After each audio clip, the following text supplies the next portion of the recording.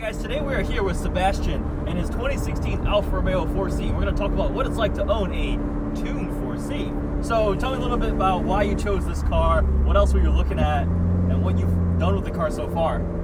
Totally. So about a couple years back, I was thinking of getting a sports car. Funny enough, the car I had before this was a Subaru BRZ. Oh, okay. So that was pretty fun. But I thought I needed an upgrade and something a little bit more fun to drive around. Okay. So when deciding for this, I was actually thinking about, aside from this, I was thinking about the M2, Okay. BMW M2, and also about the Cayman GTS. There you go. Alright, that's a competitive set. Finally, I just decided for this because literally there's a few people that have this. You don't see them around that much. They are definitely rare. They are, out of those three, the most exotic. Not the most comfortable. You are Alfa Romeo 4C sized. I am not. So I'm 6'3", you're 5'9"? Yep. Yeah, so he's much more comfortable than I am. My knee is above the dashboard right now. But what did you do to the car? Because it's been modified.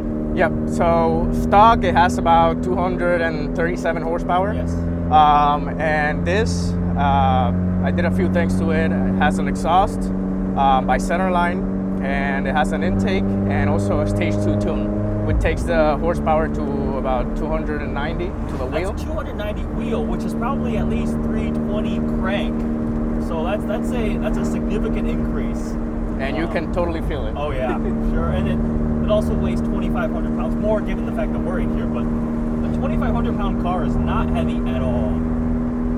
What is your favorite part of it? Honestly, the whooshes from the turbo. Okay. That would be my totally favorite part of the entire car. And also, I would say that it's very, it grabs the attention of people around you. So whenever you drive, you turn hands. Yeah, when we were driving earlier, I saw people on their bikes like looking at it and stuff. Is there anything you don't like about it? If I'm honest, if you sit more than an hour in this car driving it, you're gonna need surgery on your back. Really? It's very, very, very uncomfortable. It's low. You know about the seats. They don't adjust that much. So I would say that was the least thing. Aside from the storage, there's absolutely no storage in the car. There is no, like, you've got an air vent mount for your phone because there is nothing else. Literally, guys, this cup holder holds a bottle of hand sanitizer, and that's it. Any other future mods planned? For the future, I'm planning on doing an intercooler swap. Okay. Maybe headers, and then doing a stage 3.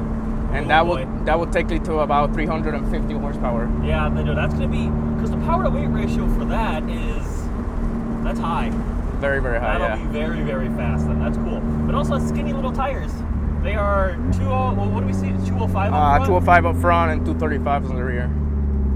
They're like literally bike tires. And we were talking earlier, track day someday, right? Yeah. Yes, that'll the goal. definitely be fun. Very soon. Track day or autocross or something with this thing. Totally. Would be really, really cool.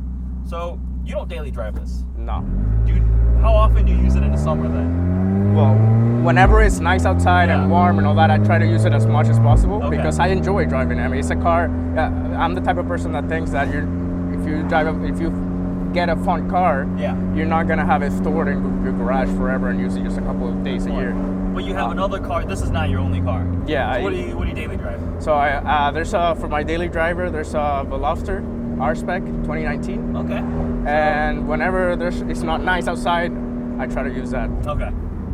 Yeah, because this has the front trunk, the front hood. What's in there? It doesn't open, right? It doesn't open. No. The only thing you can find over there are the mechanisms for the ABS.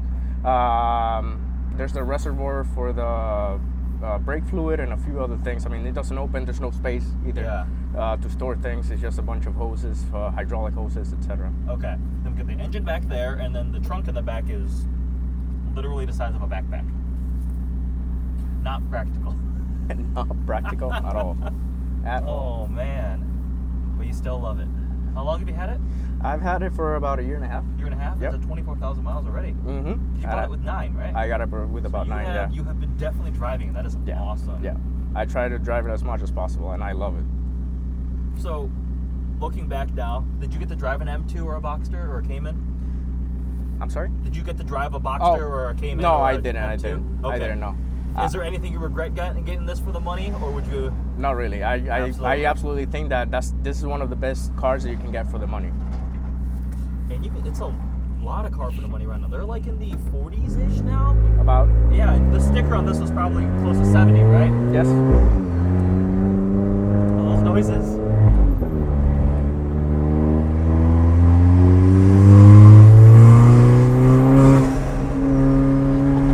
Never get tired of that.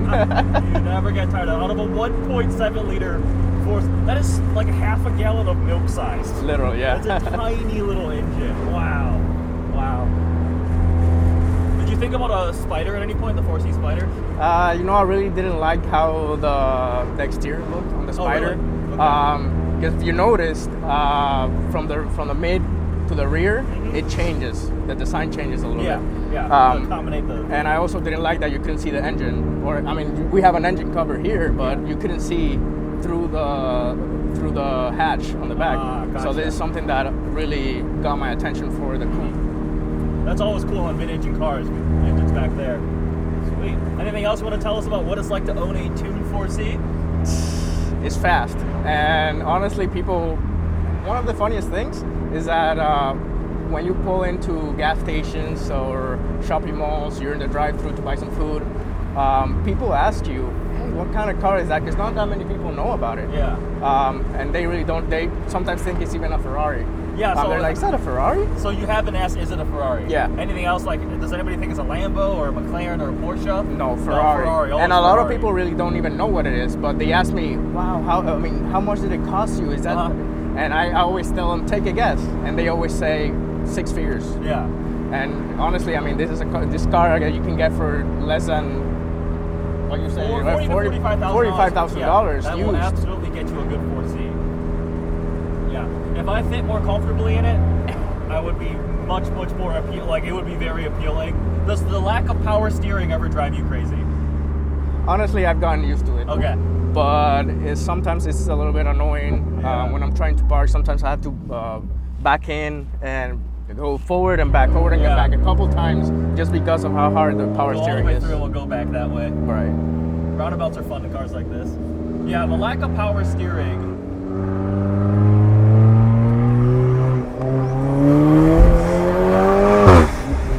Wow.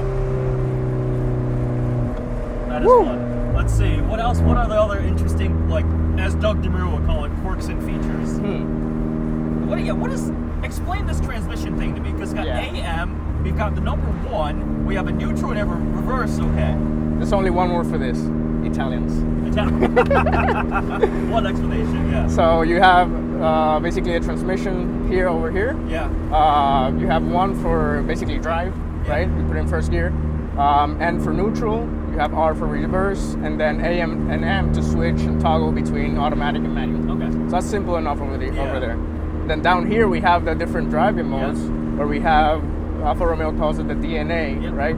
So D for dynamic, that's basically the sports mode. Yep. You have N for neutral or normal mode, and then A for all weather mode, which honestly you never use. Okay. And then there's another 4th hidden mode, which is race mode.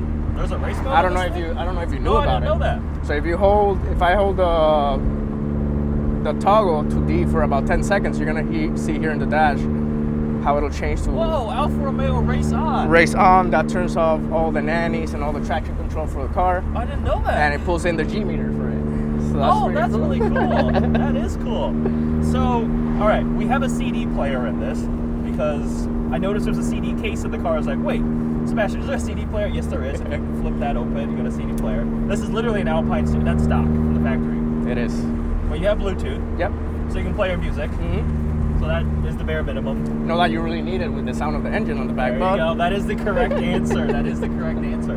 I actually have more headroom in the coupe than the Spider. So if you're tall, go for the coupe. It is marginally more comfortable. And I was just telling you before we started driving, the last car I was in where I sat that close to the driver was the new Ford GT, where you're pretty much just like bumping elbows. So you were very close.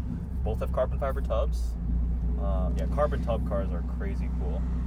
Yeah, I always say that this interior is so small. Mm-hmm. I could never do this in any other car, but I can literally open the door for my passenger for some reason if I need to. Right here, I can reach all here if I need to.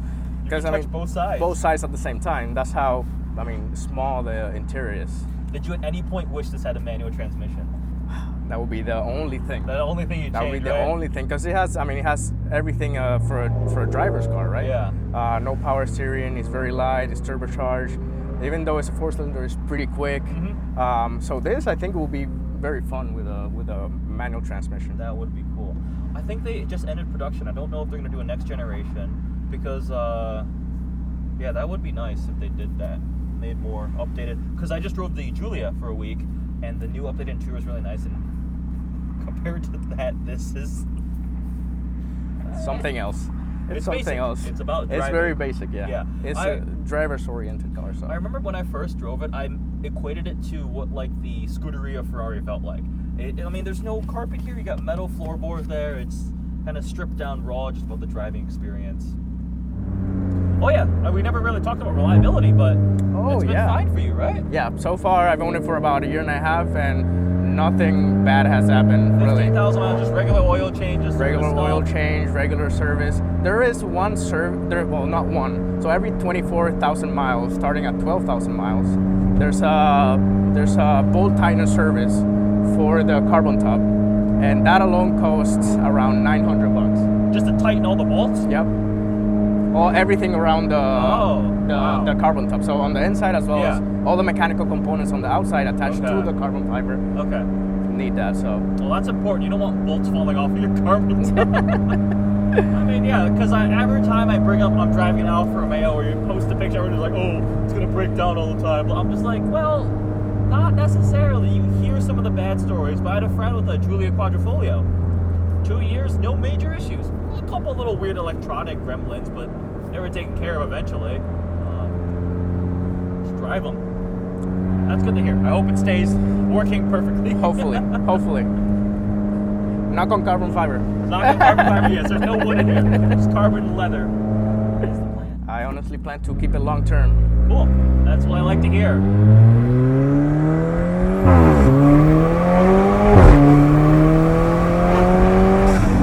Yeah, that is fast. Wow. Alright, so that is what it's like to own a tuned Alfa Romeo 4C. Make sure you guys check out the full review that I'm going to be doing, driving this thing too. Follow Sebastia on Instagram, I'll link it below. Thanks for watching, guys.